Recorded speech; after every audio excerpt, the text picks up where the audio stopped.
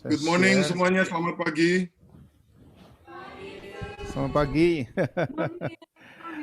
Kok nggak ada yang kirim saya email ya? Sudah Pak, melalui Erik. Saya kok nggak terima email dari kalian? Mungkin saya ada CC ke Pak David juga. Oh ya? Dengan Pak Jo.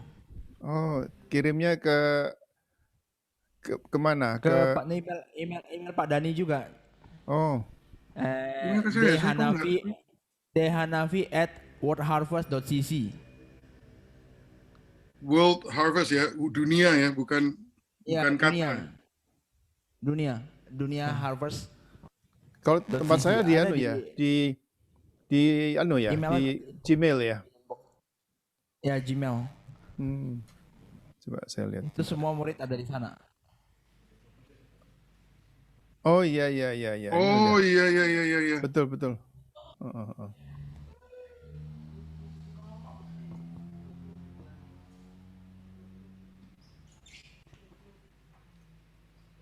Iya, oke. Oke. Ya, ini live streaming sudah, recording sudah. Kemudian Pak Dani saya juga sudah sharing. Silahkan salah satu berdoa. Ya, mari kita berdoa. Bapa di surga, terima kasih ya Tuhan, kami mau mulai pelajaran kami. Biar Engkau pimpin ya Tuhan dari awal sampai akhir. Berikan kami hikmat, pengertian ya Tuhan, berkati Pak Dani yang akan mengajar kami.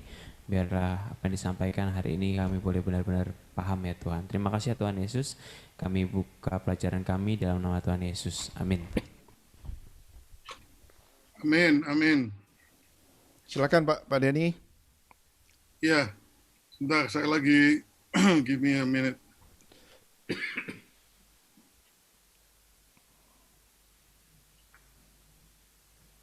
Saya lagi bukain semua ini sebentar.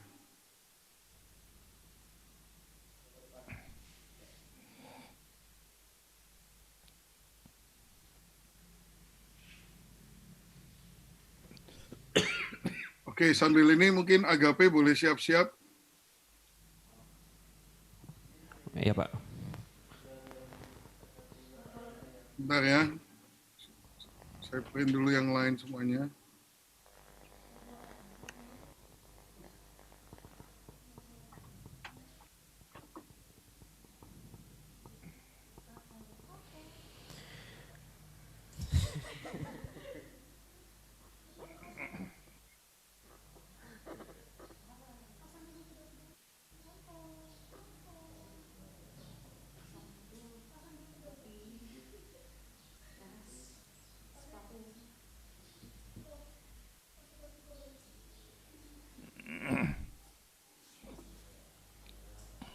Satu lagi, sebentar.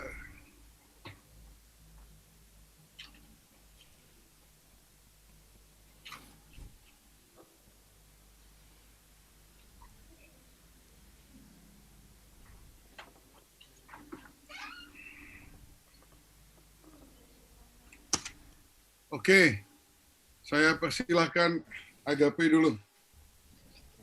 Soalnya dia paling panjang ini, 3 halaman. Silakan. Oke, Agape, silakan. Ya, baik. Shalom. Ya, selamat pagi.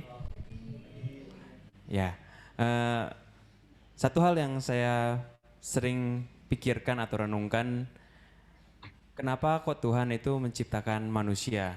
Itu menjadi pemikiran saya kan. Apa tujuan Tuhan itu menciptakan manusia? Padahal kita tahu bahwa manusia itu adalah makhluk yang lemah, betul? Manusia itu sering mengecewakan Tuhan, mendukakan hati Tuhan. Bahkan mulai dari manusia pertama aja sudah melukai hati Tuhan. Tapi kenapa Tuhan begitu mengasihi manusia sampai dia itu rela mengorbankan anaknya untuk mati di kayu salib dan menebus manusia? Ternyata saya menemukan bahwa Tuhan menciptakan manusia adalah untuk menyembah Dia. Kenapa kok manusia bukan malaikat padahal Tuhan punya jutaan malaikat? Karena manusia ini adalah berbeda. Manusia spesial di mata Tuhan. Karena manusia ini diberikan kehendak bebas dan manusia juga memiliki roh yang sama dengan Tuhan karena kita diberikan roh kehidupan. Oleh sebab itu pada hari ini kita mau belajar tentang satu topik, yaitu penyembahan yang dicari Tuhan dari manusia. Baiklah, mari kita akan buka dari firman Tuhan di Yohanes 4 ayat 20 sampai 24. Saya akan baca. Yohanes 4 ayat 20 sampai 24. Nenek moyang kami menyembah di atas gunung ini, tetapi kamu katakan bahwa Yerusalemlah tempat orang menyembah. Kata Yesus kepadanya, percayalah kepadaku hai perempuan, saatnya akan tiba bahwa kamu akan menyembah Bapa bukan di gunung ini dan bukan juga di Yerusalem. Kamu menyembah apa yang tidak kamu kenal, kami menyembah apa yang kami kenal, sebab keselamatan datang dari bangsa Yahudi. Tetapi saatnya akan datang dan sudah tiba sekarang, bahwa penyembah-penyembah benar akan menyembah Bapa dalam roh dan kebenaran, sebab Bapa menghendaki penyembah-penyembah demikian. Allah itu roh, dan barang siapa menyembah Dia harus menyembah dalam roh dan kebenaran. Kita tahu kisah ini bahwa ini adalah kisah seorang perempuan Samaria di mana Tuhan Yesus dengan sengaja dia pergi ke Samaria seorang diri karena waktu itu murid-muridnya pergi mencari makanan dan dia meminta air kepada seorang perempuan Samaria.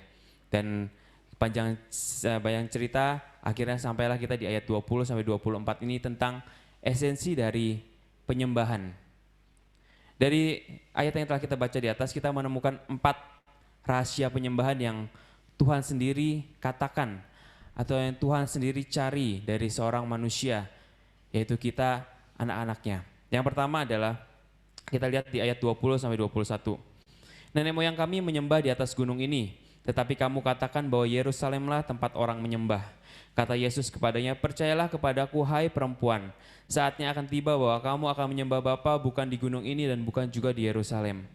Jadi yang pertama adalah rahasia kita menyembah Tuhan adalah di mana kita menyembah. Rahasia pertama adalah di mana.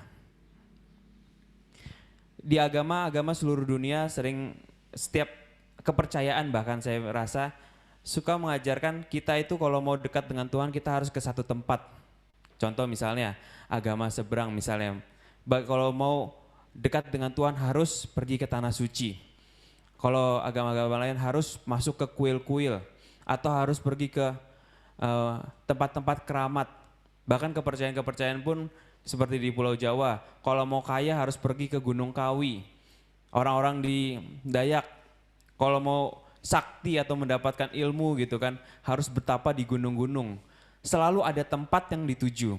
Tapi Tuhan Yesus mengubahkan semua ini. Penyembahan sejati bukanlah tempat di mana kita datang ke satu tempat, tapi bagaimana hati kita berada di tempat itu. Itulah yang Tuhan Yesus mengajarkan kepada perempuan ini.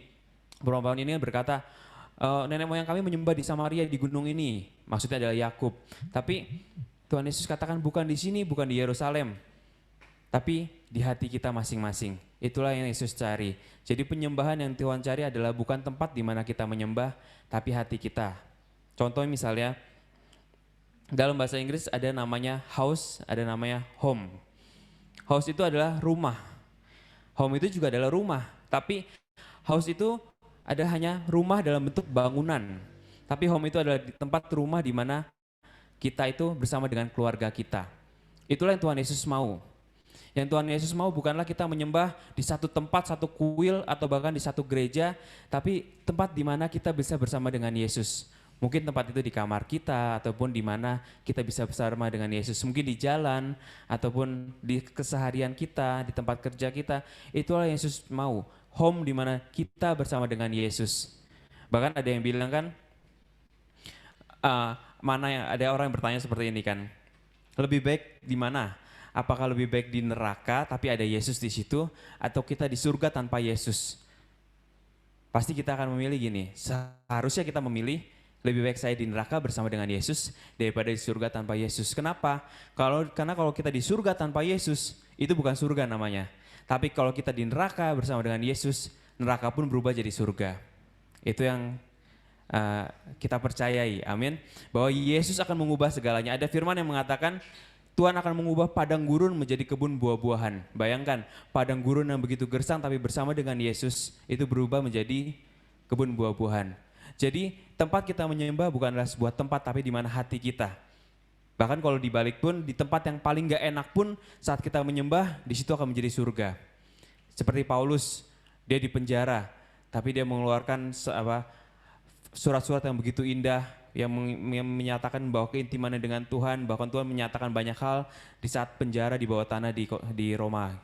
Itulah adalah yang Tuhan mau, adalah di mana kita menyembah Dia, yaitu melalui hati kita bersama dengan Tuhan. Yang kedua, kita lihat di ayat 22.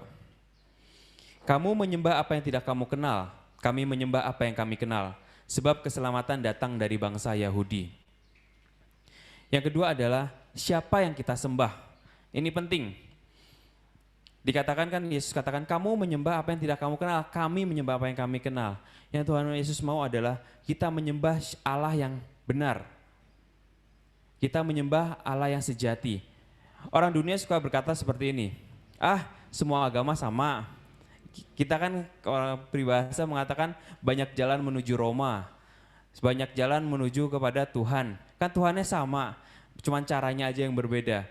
Tapi yang saya yakini sebagai iman Kristen adalah itu berbeda. Allah yang kita sembah berbeda dengan Allah yang orang lain sembah. Bahkan agama seberang yang mungkin banyak kesamaan antara nabi dan tokoh-tokoh mereka, tapi Allahnya berbeda. Kenapa? Karena Allah yang kita sembah ini Allah yang kita tahu bahwa Dia itu menciptakan langit dan bumi dan Dia mengutus anaknya yaitu Yesus Kristus. Jadi kalau kita menyembah Allah yang berbeda, maksudnya Allah yang kita anggap sama atau sama semuanya, padahal berbeda. Yang kita sembah adalah Allah Tritunggal, yaitu Bapa, Putra, dan Roh Kudus. Kita perlu mengetahui siapa Allah kita. Jangan sampai orang Kristen, orang percaya menjadi sama aja. Kalau kita udah mulai sama aja, mulailah masuk kepercayaan-kepercayaan yang lain. Kalau gitu kan orang kepercayaan-kepercayaan zaman dulu yang menyembah patung, menyembah gunung dan lain-lain kan menyembah Allah juga, sama aja. Terus akhirnya kita mulailah terbawa dengan kebiasaan-kebiasaan yang kita anggap sama aja. Kan caranya sama, coba kan Allahnya sama, caranya berbeda. Itu padahal sesuatu yang benar-benar berbeda. Amin. Itu yang saya percaya bahwa kita harus tahu siapa Allah kita. Allah yang kita sembah itu siapa. Di firman Tuhan dikatakan di Hosea 4 ayat 6, umatku binasa karena tidak mengenal Allah. Karena engkaulah yang menolak pengenalan itu, maka aku menolak engkau menjadi imamku. Dan karena engkau melupakan pengajaran Allahmu, maka aku juga akan melupakan anak-anakmu. Dikatakan umatku binasa karena tidak mengenal Allahnya. Dan kitalah yang menolak pengenalan akan Allah. Banyak orang yang salah mengenal Tuhan. Contoh, mungkin Allah yang dikenal benar, tapi sifat Allah yang dipercaya adalah salah. Banyak orang percaya yang merasa Allah itu adalah Allah yang pemarah. Sehingga hidupnya itu penuh dengan ketakutan. Salah sedikit nanti Tuhan marah. Salah sedikit nanti Tuhan mengutuk atau ada murka turun. Allah yang saya percaya adalah Allah yang penuh kasih. Kenapa? Karena kemarahan Dia itu telah dicurahkan kepada Yesus Kristus di kayu salib. Jadi sekarang kita hanya menerima segala kebaikan daripada Tuhan karena kemarahan Dia itu telah ditaruh di atas pundak Yesus. Saat Yesus mati di kayu salib, kemarahannya telah ditaruh kepada Yesus. Dan sekarang kita menerima Allah yang begitu mengasihi kita. Jadi yang kedua adalah kita harus mengenal siapa yang kita sembah. Kalau kita nggak mengenal ya, percuma penyembahan kita. Penyembahan kita adalah penyembahan yang tidak jelas arahnya. Seperti kita mau pergi keluar kota, kalau kita nggak tahu tujuannya, akan kacau, kita nggak tahu kemana. Bahkan Musa pun saat Tuhan menyuruh dia pergi kan, Musa bertanya, nanti kalau mereka menanyakan namanya, siapa namanya? Tuhan berkata, aku adalah aku adalah aku. Dalam bahasa Ibrani itu kan, seperti yang di kitab Wahyu itu kan, aku adalah yang awal dan yang akhir. Aku adalah yang ada, yang sudah ada dan yang akan datang. Yaitu yang kalau orang Yahudi menyebut adalah Yahweh, ya kan? Dimana aku adalah aku. Yang sudah ada dan ada yang akan datang, tidak ada yang lain selain daripada Tuhan. Itulah maksudnya di mana kita harus mengerti siapa Allah yang kita sembah dan bagaimana pribadi dan karakter Dia. Karena kalau tidak, penyembahan kita akan menjadi, mungkin motivasinya bisa berbeda. Bisa aja kita menyembah karena takut, menyembah karena kewajiban. Tapi kalau kita menyembah Allah yang penuh kasih, kita menyembah dengan hati yang mengasihi Dia. Oleh sebab itu rahasia untuk kita menyembah Tuhan yang kedua adalah kita harus kenalilah siapa Allah kita. Yang ketiga, kita akan lihat di ayat 22 dan 23. Kamu menyembah apa yang tidak kamu kenal, kami menyembah apa yang kami kenal. Sebab keselamatan datang dari bangsa Yahudi, ayat 23. Tetapi saatnya akan datang dan sudah tiba sekarang, bahwa penyembah-penyembah benar akan menyembah Bapa dalam roh dan kebenaran. Sebab Bapa menghendaki penyembah-penyembah demikian. Yang ketiga, rahasia untuk kita masuk dalam penyembahan yang Tuhan inginkan adalah siapa jati diri kita yang menyembah. Yang tadi kan kita siapa yang disembah, sekarang siapa yang menyembah. Yang menyembah adalah kita. Yang dikatakan adalah di ayat 23, penyembah-penyembah benar akan menyembah Bapa dalam roh dan kebenaran. Jadi yang ketiga adalah penyembah yang benar. Penyembah yang benar kalau di dalam bahasa Inggris dikatakan true worshiper. Kalau dalam bahasa Yunaninya mengatakan adalah true itu adalah aletinos. Itu bukan berarti banyak orang yang dalam terjemahan Indonesia mengerti penyembah yang benar itu adalah benar dalam karakter, benar dalam kebenaran kita. Tapi yang dimaksud adalah aletinos ini adalah kebenaran dalam arti jati diri kita. Apa adanya kita datang ke hadapan Tuhan. Jadi bukan tentang, oh kamu udah benar belum hidupnya, bukan. Tapi tentang bagaimana apa adanya kita di hadapan Tuhan. Contoh ilustrasi yang paling mudah adalah kita lihat Daud. Daud dikatakan adalah penyembah yang apa adanya di hadapan Tuhan. Kita baca kitab Mazmur bahwa saat Daud sedang marah, dia akan berkata, Tuhan kapan pertolonganmu datang? Tuhan kenapa engkau berlama-lama? Daud itu begitu orang yang begitu apa adanya di hadapan Tuhan. Saat dia sedih, dia datang kepada Tuhan kalau dia sedih. Saat dia marah, dia datang kepada Tuhan, dia marah. Saat dia dalam masalah, dia datang kepada Tuhan seperti dia ada masalah. Itu adalah penyembah yang Tuhan cari, yaitu penyembah yang apa adanya. True worshiper kan, penyembah yang apa adanya, tidak pura-pura, tidak pakai topeng, tidak bukan karena rutinitas, tapi benar-benar apa adanya kita. Nah, yang kedua adalah worshiper. Worshiper ini memiliki akar kata adalah dalam bahasa Yunani proskuneo. Ini yang menjadi inti dari pelajaran kita, yaitu penyembahan itu adalah seperti proskuneo. Proskuneo itu kalau di dalam kamus seperti dikatakan adalah seperti anjing menjilati tangan tuannya, menunjukkan kasih dan cinta pada tuannya. Mata anjing itu selalu tertuju kepada tuannya. Ini yang saya renungkan bahwa ternyata menyembah itu seperti itu. Apa adanya kita dan seperti anjing. Contoh misalnya di Besom ini kita memiliki anjing. Ada anjing namanya Meme di Besom.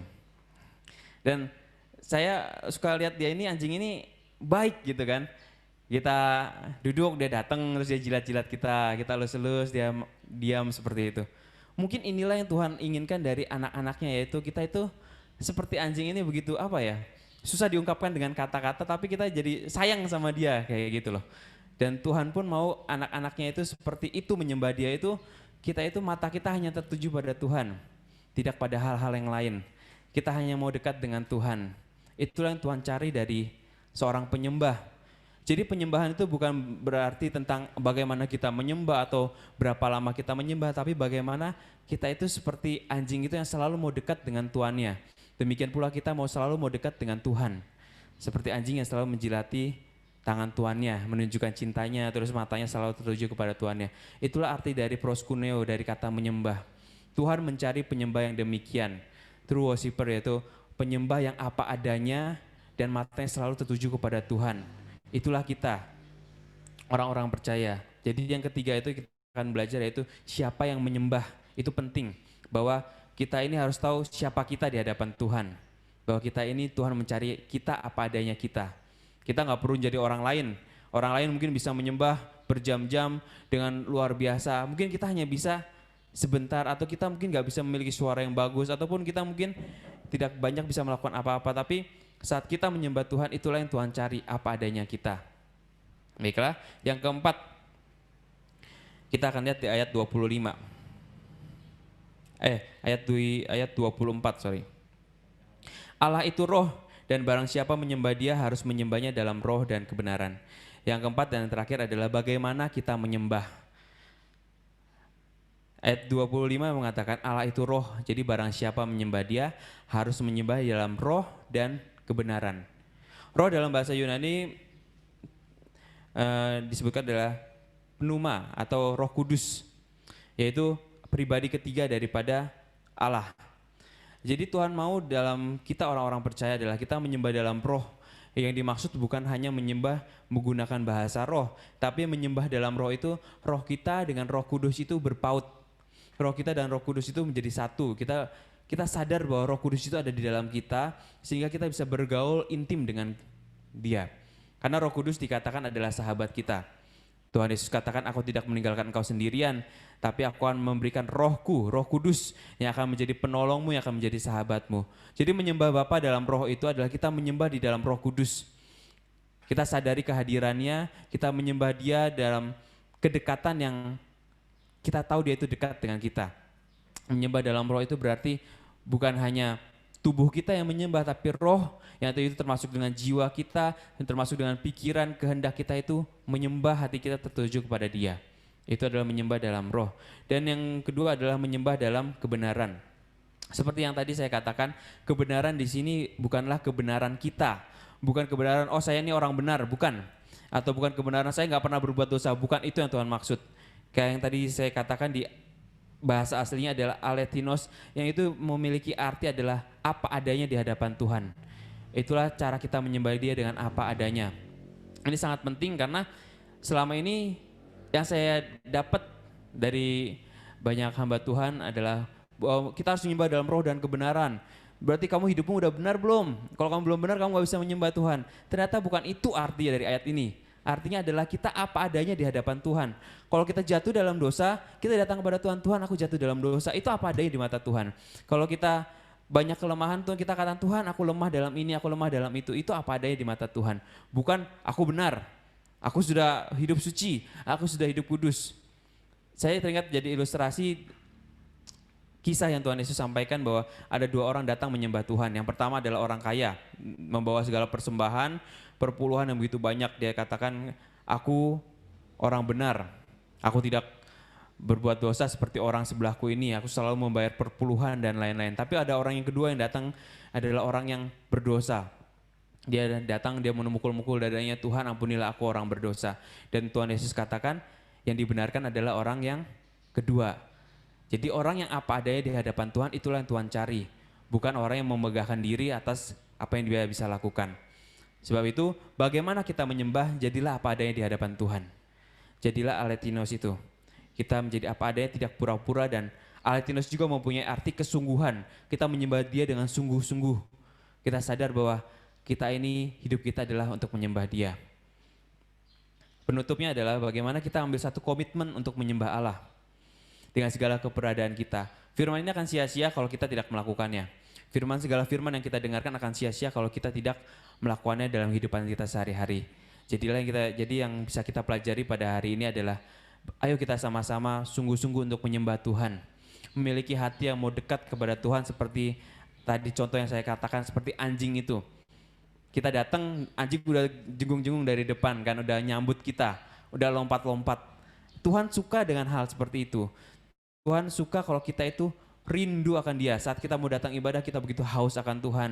Kita tiap hari kita mau mendengarkan firman Tuhan, mau datang kepada Tuhan. Itulah yang Tuhan cari, yaitu penyembah. Sebab itu mari kita mulai memiliki satu pemikiran yang baru, hati yang baru, pola pikir yang baru, dan kerinduan yang baru untuk datang ke hadapan Tuhan. Sebab Tuhan mencari penyembah-penyembah yang demikian. Sekian khotbah saya pada pagi hari ini. Tuhan Yesus memberkati.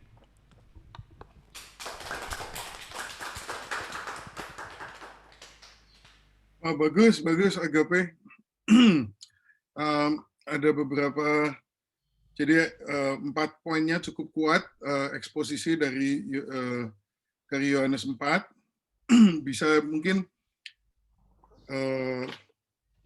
dipertajam sedikit gitu ya, sebabnya kan kamu kan bicara kepada orang-orang, menghimbau supaya mereka tuh menyembah Tuhan dengan sungguh-sungguh. Jadi pertama-tama poin yang tadi pertama, di mana kita menyembah gitu ya. Tadi contoh kamu, ilustrasi kamu itu bagus, itu sangat memperjelas, nggak usah pergi ke tempat-tempat tertentu itu. Nah, jadi kemudian contoh kamu home sama house itu juga bagus sekali, karena berbeda rumah bangunan dengan rumah yang diisi dengan gelak tawa satu keluarga yang harmonis. Gitu. Nah, di situ yang menurut saya bisa dipertajam. Jadi inilah yang sebetulnya diinginkan oleh Tuhan. Bukan kita menyembah dari luar, jauh, di luar rumah, menyembah Tuhan yang tidak kita kenal, hanya menyembah di dekat bangunannya. Tapi sebetulnya dia ingin mengundang kita ke dalam, menjadi bagian daripada keluarga Allah, menikmati suatu persekutuan yang indah dengan Bapa kita di dalam rumah itu, yaitu di dalam rumah Tuhan. Nah, kemudian poin kedua, jadi di situ you menciptakan suatu motivasi, keinginan, aduh ya daripada aku rasanya sama Tuhan tuh jauh, aku cuman ngelihat rumah Tuhan dari jauh, menyembah dari jauh, tapi aku diundang untuk masuk ke dalam rumah itu untuk bersekutu dengan keluarga Allah dan mengenal. Nah, tapi saudara, kalau kita mau home bukan house, kita kan nggak bisa masuk ke sembarangan rumah orang untuk jadi keluarganya orang. Makanya poin kedua, kita perlu mengenal siapa yang kita sembah. Di situ dikatakan di ayat 21, ayat 22, kamu menyembah apa yang tidak kamu kenal. Kami menyembah apa yang kami kenal. Nah, banyak orang mau menyembah Tuhan, tapi masalahnya mereka tidak mengenal Tuhan. Mereka tahu tentang Tuhan. Soalnya gini, kalau saudara bilang, saya kenal agape, berarti saya tuh bukan hanya mengenal agape harus mengenal saya juga. Itu namanya kenal. Kalau saya bilang kenal agape, tapi agape nggak kenal saya, itu namanya bukan kenal, itu namanya saya tahu. Nah, banyak orang menyembah Tuhan seperti itu. Mereka tahu tentang Tuhan, tetapi mereka tidak mengenal Tuhan. Kenapa? Karena Tuhan tidak mengenal mereka. Misalnya, semua orang di Indonesia kenal siapa Joko Widodo, tapi Joko Widodo kenal Anda atau tidak? Nah, jadi untuk masuk di dalam rumah itu dan bersekutu dengan begitu hangat dengan keluarga Tuhan, dengan Tuhan, kita perlu mengenal Tuhan. Nah, di Yohanes 17 ayat yang ketiga dikatakan inilah hidup yang kekal itu, yaitu bahwa mereka mengenal Engkau, satu-satunya Allah yang benar, dan mengenal Yesus Kristus yang telah Engkau utus. Kita tidak bisa mengenal Allah kalau kita tidak mengenal Yesus. Karena Yesus berkata, Yohanes 14 ayat 6, bahwa akulah jalan kebenaran dan hidup, dan tidak ada seorang pun dapat sampai kepada Bapa kecuali melalui aku. Saudara sekalian, kalau saudara mau mengenal Bapa di surga, hanya ada satu jalan, yaitu untuk mengenal Yesus. Bagaimana cara mengenal Yesus? Mengenal siapa dia, bahwa dia adalah putra Allah yang tunggal, yang turun ke dunia, hidup tanpa dosa, namun dikorbankan hidupnya di atas kayu salib, membayar upah dosa yang bukan milik dia, tapi milik kita semua. Karena begini, saudara, firman Tuhan mengatakan bahwa tanpa kekudusan kita tidak bisa melihat Tuhan. Lihat aja nggak bisa, apalagi kenal. Apa artinya kekudusan? Matius 5 ayat 48 mengatakan, jadilah kamu kudus seperti Bapakku di surga adalah kudus. Siapa yang bisa berbuat begitu? Jadi sebenarnya bagi semua umat manusia, tidak mungkin kita bisa mengenal Allah, karena kita semua tidak ada yang kudus seperti Bapa di surga adalah kudus. Itulah sebabnya Yesus Kristus datang untuk membuka jalan bagi kita semuanya. Nah, karena itu, ketika kita menerima kasih Tuhan, kita menerima apa yang Yesus lakukan buat kita, kita bisa mengasihi dia kembali. Maka kita bisa mengenal dia karena dia mengenal kita. Di 1 Korintus 8 ayat yang ketiga dikatakan, tetapi orang yang mengasihi Allah, ia dikenal oleh Allah.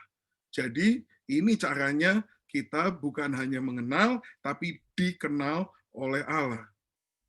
Yaitu bahwa setelah kita menerima kasih Tuhan, pengorbanan Tuhan, maka kita bisa mengangkat, menawarkan, memberikan kasih kita kepada Tuhan. Itulah penyembahan, dan penyembahan itu menyebabkan kita itu dikenal oleh Allah.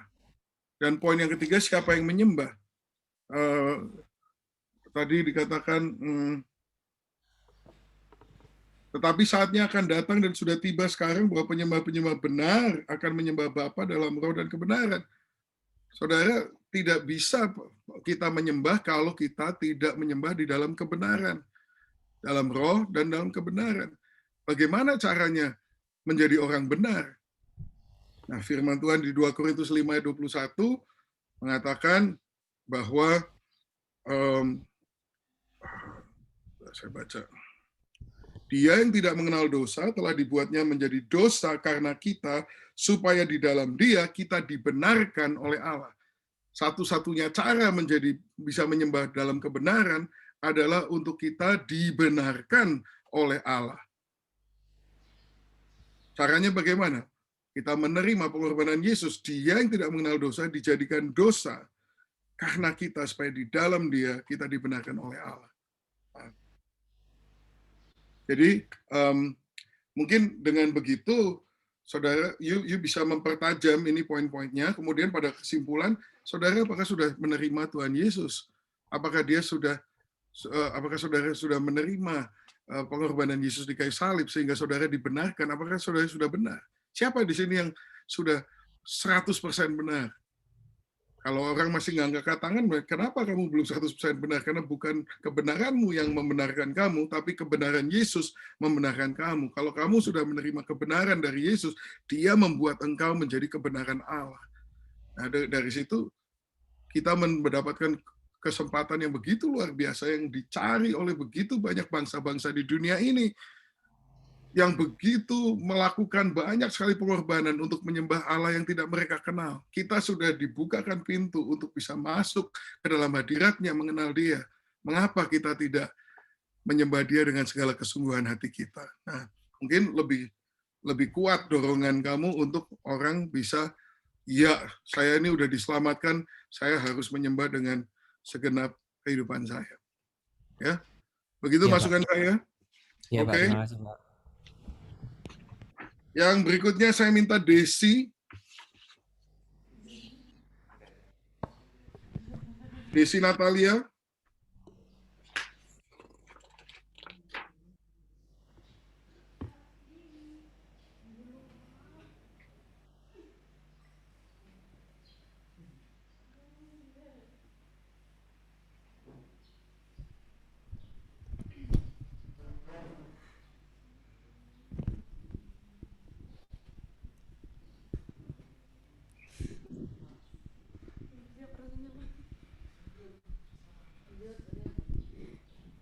Baiklah, Shalom.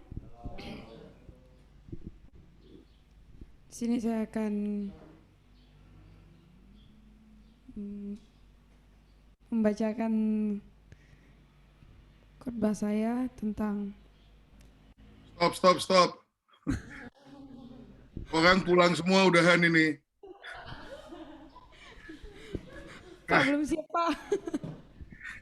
Jadi begitu kalau belum siap ya jangan mulai. Begitu mulai harus jebret gitu loh. Orang nggak bisa.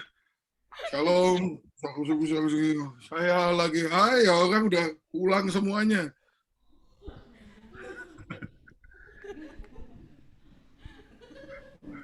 Jadi begitu ngomong itu harus membuat deklarasi yang langsung mencekam semua orang. Tadi Agape juga agak kurang tuh permulaannya, tapi isinya bagus. Langsung dong deklarasi. Saudara tahu nggak, kalau kita tidak mengampuni orang, Tuhan tidak akan mengampuni kita. Jebret, oh mati lu. Gitu kan.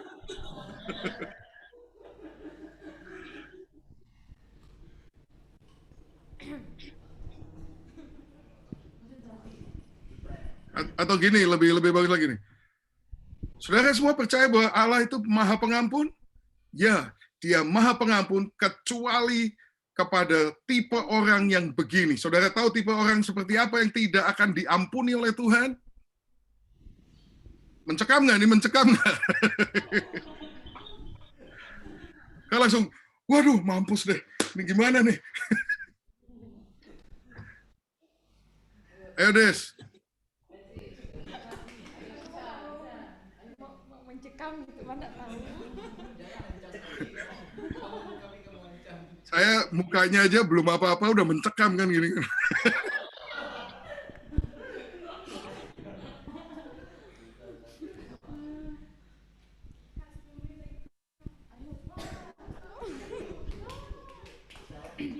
Baiklah, baiklah, shalom.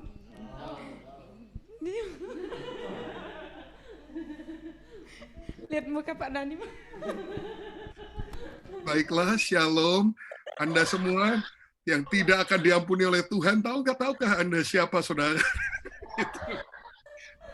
Bisa dengan gaya kamu juga bisa.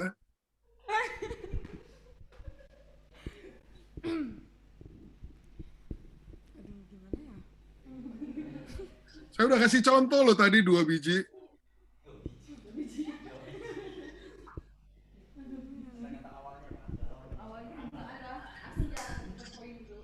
Langsung gitu kah?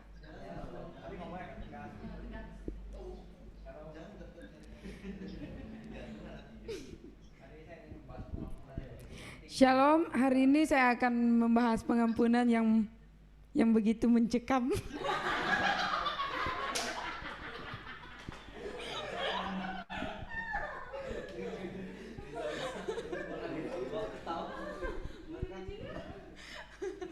Oke, saya udah tercekam sekarang.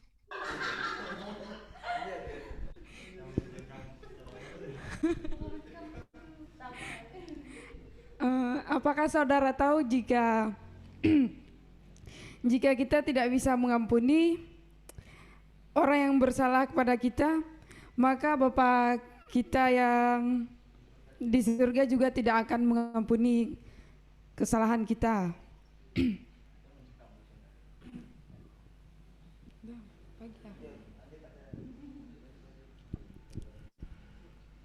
Saya akan membacakan firman Tuhan yang terdapat dalam Efesus pasal 1 ayat yang ke-7 sampai yang ke-10. Sebab di dalam Dia dan oleh darahnya kita beroleh penebusan, yaitu pengampunan dosa menurut kekayaan kasih karunia-Nya yang dilimpahkannya kepada kita dalam segala hikmat dan pengertian.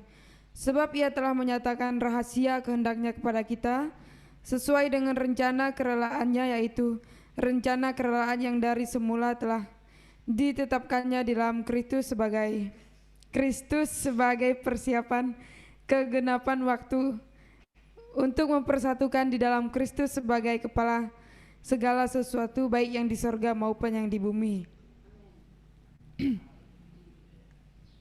Saya mengambil 3 poin, yaitu penebusan, pengampunan dan menyatakan rahasia. Penutup. Masa udah ditutup?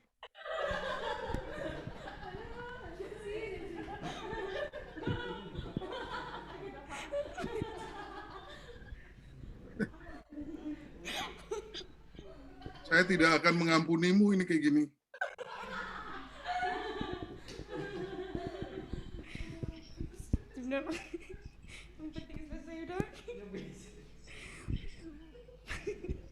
Des, belum ada ceritanya ini. Oh, lupa Pak, ilustrasinya Pak, lupa. Loh, ini ya, ayat ini Efesus 1 sampai 7 sampai 10. Kayaknya kalau belum diterangin ini saya nggak lihat hubungannya dengan kalau nggak mengampuni maka tidak akan diampuni sama Tuhan. Ya dong.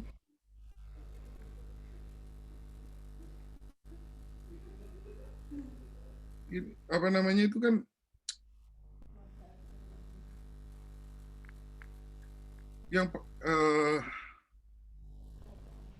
yang mestinya kalau kamu nggak mengampuni, Tuhan tidak akan mengampuni, itu kan perumpamaan itu yang orang yang berhutang 10.000 talenta itu loh. Yang terus ada diampuni sama Tuhan, terus orang yang temannya dia utang cuman berapa dinar gitu, terus dia cekek, terus ya yang tuannya itu marah, dia dimasukin ke dalam kegelapan yang penuh dengan kertak gigi itu karena karena dia diampuni banyak tapi dia nggak ngampunin orang lain, kan mestinya kan ayatnya itu. Ini ayatnya Efesus 1 ayat 7-10 belum kamu terangin nih. Hubungannya apa nih?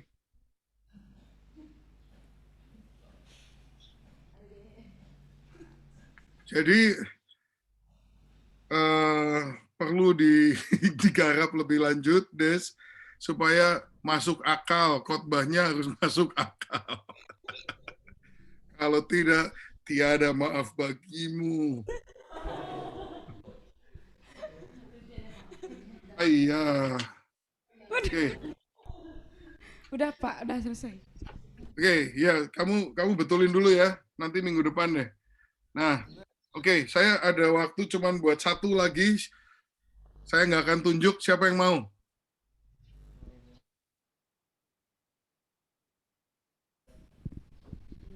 Saya, Pak. Siapa namanya? Yosua. Yosua, bentar saya cari berkas kamu. Yosua ya? Oke, Ya. silakan Yosua. Pernahkah Bapak Ibu membangun sebuah rumah? Nah, jadi jika pernah, di mana kita harus membangun sebuah dasar rumah? Apakah di tempat yang berpasir atau di tanah batu? Tentunya kita semua ingin membangun rumah di atas batu, supaya rumah kita itu tetap kokoh dan teguh. Demikian juga kita membangun rumah rohani kita. Baiklah, pada hari ini kita akan sama-sama belajar bagaimana kita membangun rumah rohani kita supaya tetap kokoh dan teguh. Mari kita sama-sama buka Alkitab kita di dalam Matius pasal 7 ayat 24 sampai 27. Saya akan bacanya. Setiap orang yang mendengar perkataanku ini dan melakukannya, ia sama dengan orang yang bijaksana yang mendirikan rumahnya di atas batu. Kemudian turunlah hujan dan datanglah banjir, lalu angin melanda rumah itu. Tetapi rumah itu tidak rubuh sebab didirikan di atas batu. Tetapi setiap orang yang mendengar perkataanku ini dan tidak melakukannya, ia sama dengan orang yang bodoh yang mendirikan rumahnya di atas pasir. Kemudian turunlah hujan dan datanglah banjir, lalu angin melanda rumah itu, sehingga rubuhlah rumah itu dan hebatlah kerusakannya. Nah, pertanyaan saya, bagaimana kita membangun rumah rohani di dalam diri kita? Ayat 24 menjelaskan setiap kita yang sudah percaya, jika kita mendengar perkataan Yesus dan melakukannya, kita sama dengan orang yang bijaksana. Dalam arti kita sudah membangun sebuah dasar rumah rohani kita, yaitu iman dan keyakinan kita, sehingga godaan, tantangan hidup, masalah dalam kehidupan sehari-hari itu semua tidak akan bisa merobohkan rumah rohani kita dan tidak bisa menggoyahkan iman kita. Amin. Ayat 25 menjelaskan seperti yang saya katakan tadi, segala pikiran kita yang tidak baik, yang sengaja mau menghimpit kita, itu tidak akan bisa merobohkan rumah rohani kita atau iman kita, karena kita sudah menancapkan iman kita kepada kebenaran firman Tuhan. Ayat 26 itu menjelaskan jika kita tidak mendengar perkataan Tuhan atau firman Tuhan dan tidak melakukannya, kita sama seperti orang yang bodoh.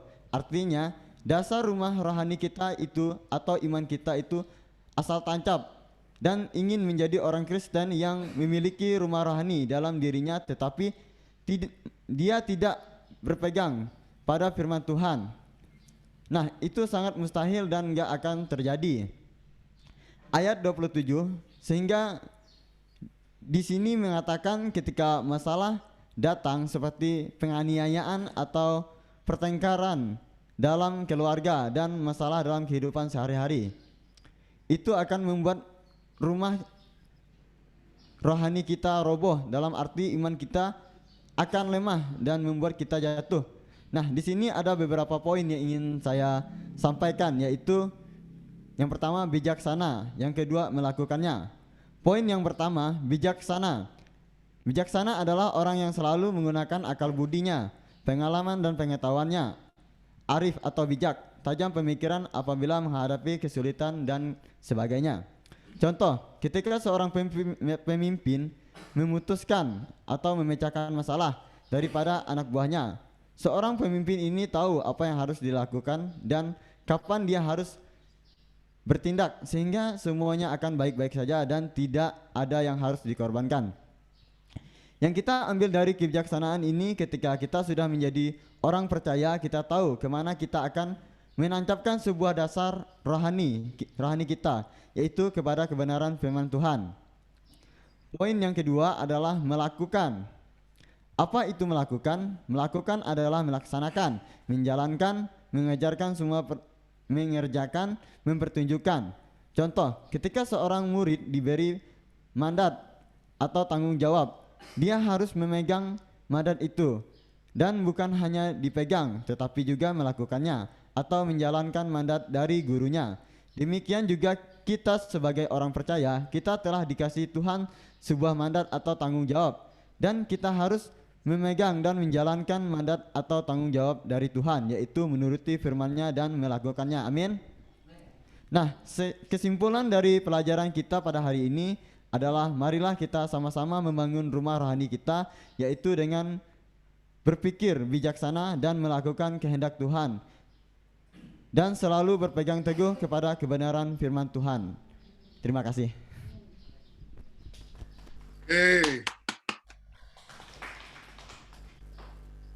Ya,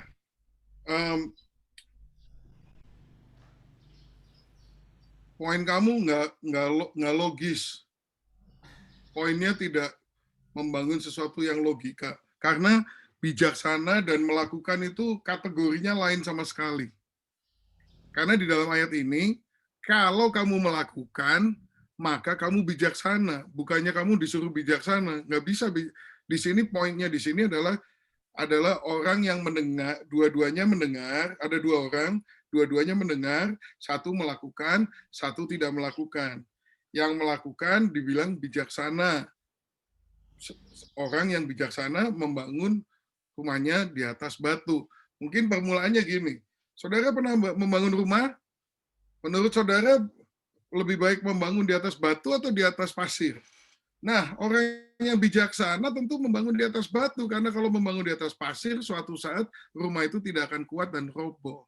Nah, jadi itu poin pembukaannya bisa begitu. Nah, habis itu poinnya di sini poinnya bukan bijaksana dan melakukan. Poinnya di sini adalah melakukan atau tidak melakukan. Itu poinnya itu. Jadi di sini ada tokohnya hanya ada dua orang. Dua orang ini diperbandingkan. Yang dua-duanya mendengar, tapi yang satu melakukan, satu tidak melakukan. Maka akibatnya yang satu rumahnya kokoh, yang satu rumahnya hancur. Kedua, tadi rumah rohaninya nggak jelas. Rumah rohani, kalau orang belum, saya suruh bikin rumah rohani yang kuat. Rumah rohani itu apa sih ya? Rumah rohani, berpikir bijaksana, melakukan itu nggak jelas gitu ya. Mungkin bagus saudara kita memberikan contoh, misalnya saudara, kita semua pernah dengar ada hamba-hamba Tuhan yang besar, yang gerejanya ribuan, pelayanannya sudah luar biasa. Tiba-tiba dalam satu hari semuanya hancur dan hilang semuanya karena dia jatuh di dalam satu kegagalan moral. Mungkin saudara berpikir, kok bisa ya? Orang yang begitu luar biasa dipakai Tuhan, gerejanya mungkin 100 kali lebih besar dari gereja saya, tapi kok bisa jatuh tiba-tiba demikian. Nah, terus you bisa ngomong, nah saudara itu seperti rumah. Kita kalau melihat rumah, kita nggak pernah lihat fondasinya. Kita lihat cuman luarnya. Rumah bisa megah, bisa bagus, bisa bertingkat, bisa mewah semuanya. Dan kita semua terkagum-kagum melihat yang di atas tanah. Tetapi kita tidak pernah memeriksa apa yang di bawah tanah. Yang di bawah tanah itu sebetulnya lebih penting daripada yang di atas tanah. Karena firman Tuhan di sini mengatakan cobaan itu cobaan itu pasti akan datang. Di sini dikatakan banjir akan datang, angin besar akan datang. Dan ketika angin besar datang dan banjir datang, yang membuat perbedaan itu bukan yang di atas tanah, tetapi yang di bawah tanah. Nah, perbedaannya adalah rumah yang di atas pasir tidak ada fondasi. Rumah di atas batu, fondasinya batu itu kuat. Itu yang membuat perbedaan ketika pencobaan itu datang. Tidak ada orang yang luput dari pencobaan, saudara. Baik saudara kecil, besar, kaya, miskin, terkenal, tidak terkenal, pelayanannya besar, pelayanannya kecil, semua akan mengalami cobaan. Bagaimana kita membangun kehidupan kita? Itu bisa ambil contoh kalau hamba Tuhan. Atau kok bisa ya tiba-tiba orang yang kelihatannya begitu harmonis rumah tangganya tiba-tiba bercerai? You bisa kasih contoh hal-hal yang mengagetkan seperti itu. Orang-orang yang tiba-tiba jatuh gitu. Nah, itu semua itu adalah masalahnya satu. Fondasinya tidak kuat. Nah, tentu saudara ingin membangun kehidupan saudara, baik itu pernikahan, baik itu kehidupan berbisnis, baik itu kehidupan pelayanan, itu semua kita mau bangun di atas fondasi yang kokoh. Firman Tuhan di sini jelas bahwa fondasi yang kokoh itu adalah hasil daripada melaksanakan firman Tuhan. Kedua orang ini sama-sama ke gereja, sama-sama dengar firman, sama-sama mendengarkan firman yang sama, sama-sama mengatakan amin. Tetapi perbedaannya itu bukan berapa keras saudara mengatakan amin dan betapa bagus pakaian saudara waktu datang ke gereja, tapi apa yang saudara lakukan setelah saudara pulang dari gereja, apa yang saudara lakukan di dalam rumah saudara, di mana tidak ada orang yang melihat. Apakah saudara tunduk, taat kepada firman Tuhan yang sudah saudara dengar atau tidak? Pilihan itu harus kita buat setiap hari. Setiap saat kita selalu mempunyai pilihan, apakah kita akan melakukan dengan taat firman yang sudah kita dengar atau tidak. Itu akan menjadi fondasi. Kalau fondasi kuat, apapun yang saudara bangun di atasnya, baik itu pernikahan, pelayanan, bisnis, dan sebagainya, itu akan otomatis tahan uji. Nah, itu mungkin khotbah kamu lebih cocok begitu. Jadi poinnya lebih logis gitu ya. Ada kejelasan logika.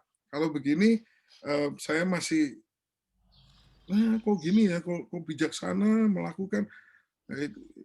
Kalau poin itu kan harus mempunyai alasan logis kenapa poin itu ada dua itu.